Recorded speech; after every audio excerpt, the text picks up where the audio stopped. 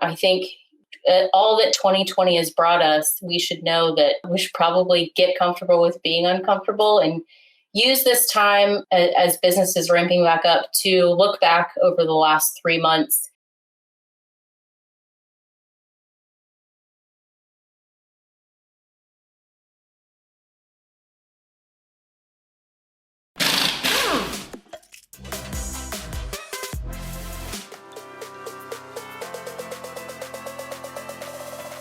Being vigilant absolutely is pivotal at this point. As businesses start ramping back up, as they're allowed to, for shops, as your ARO gets more back to a pre-COVID level or, more comfortable position, car counts going up, it's easy to kind of get comfortable with hopefully, getting back to how things were before. But I think all that 2020 has brought us, we should know that we should probably get comfortable with being uncomfortable and use this time as business is ramping back up to look back over the last 3 months and take a good hard look at how things were for you and in your shop and your team. What were your uncomfortable points and what you would do to correct that if it were to come up again. Cash flow is a huge part of business and has been an uncomfortable part of it, of COVID.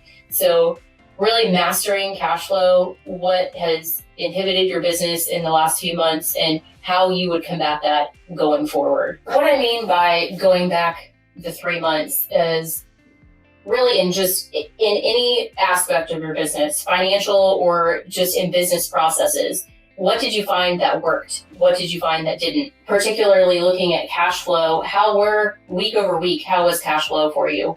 When did you find yourself in a stressful position? And were you able to recover from that, or are you still in that stressful position? If you're not that involved in your accounting process, or you are not usually involved in looking over the financials until, the next year when it's tax time and you have to deal with it, then I would definitely recommend that you start getting involved in that process. I grew up in an entrepreneurial home, so I understand how while you're running a business, you get stuck in the shop and there are operational things that end up taking over your day if you have earmarked time to sit and get comfortable with your accounting. So just staying vigilant in protecting that time in running your business and doing what's best for the health of the business and everyone involved therein.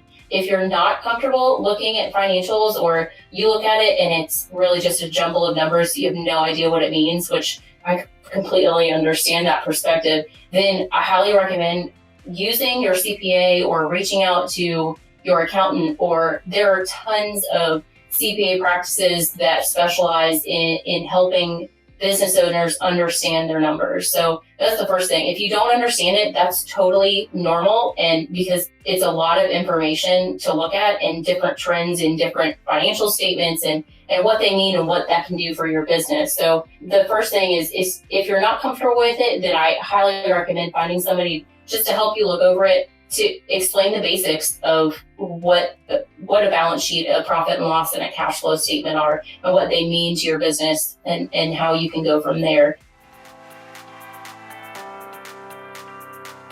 For current Tekmetric users, I highly encourage you to use the RUOS reports and the dashboard that are within the system. They're tuned to small business owners. They were created and are there to help you run your business and learn more insights other than, we had so many ROs today or so many car count. It's more intuitive than that. It's looking into the details and helping you as a business owner make great decisions for your business and your team. If you're not a Tekmetric user, I encourage you to find a way to figure out your metrics, whether you're using your accounting system or your current SMS. They may not have those streamlined reporting that you can look at on a daily basis or weekly, monthly, whatever interval that you're looking at. But those are pivotal in decision making, especially for a small business in a changing environment where little tweaks can make a big difference. As a small business owner, cash is king, and I'm sure you've heard it over and over, but you have to be aware of your cash flow on at least a weekly basis, if not, looking at it day to day. My biggest recommendation is if you don't have a cash flow projection, which I know can sound intimidating, but it's as easy as looking at your bank statement and credit card statements, figuring out what's coming in this week, what went out, and then trying to guess as that goes. So make a 2 to 3 week cash flow budget where, this is what I expect to come in, this is what I expect to come out. How do I settle at the end of the week, and then build from there? The goal is to make a 13-week cash flow projection, but build that week over week. The government obviously has done a ton of different programs. The PPP, Paycheck Protection Program, and the EIDL, Economic Injury Disaster Loan, have been the two that have been talked about the most over the last few months. If you were lucky enough to get PPP funding, obviously the regulations therein have changed a lot. It felt like almost weekly there were different provisions and expectations, but we're pretty much at the point where people are preparing for their forgiveness application. So as a small business owner, you're going to be applying to your lender bank for the PPP forgiveness. And obviously for cash flow, you don't want to have to pay those dollars back. So documentation is going to be huge. Make it easy for your bank to say, yep, they spent these dollars appropriately. We're going to forgive it and you don't have to pay it back. So make it easy for them to say that everything was spent accordingly. This is all the documentation and backup and calculations, and then make that stress-free process for you and the bank. So then you can protect future cash flow and not have to pay those dollars back. The EIDL is a long-term loan and is SBA regulated. That can help you with cash flow on a long-term basis versus the PPP that was a short-term. There are also things that haven't really been highlighted that much through the CARES Act because they're not really things that are affecting cash flow right now, but they are opportunities for cash flow in the future. There's the employer payroll tax payment deferrals, which if you're in a really tight position now, you could take advantage of those, but know that that's not a forgiveness thing. It is a deferral that you will have to pay back later.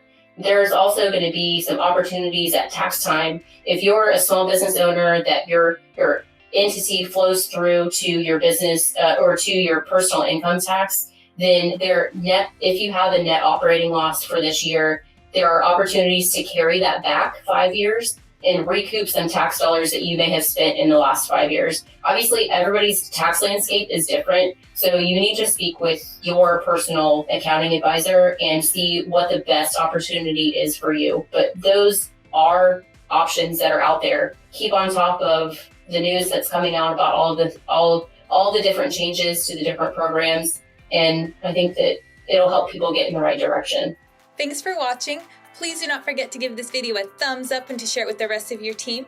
Also, please subscribe to our YouTube channel if you would like to see more helpful videos for auto repair shops. Have a wonderful day.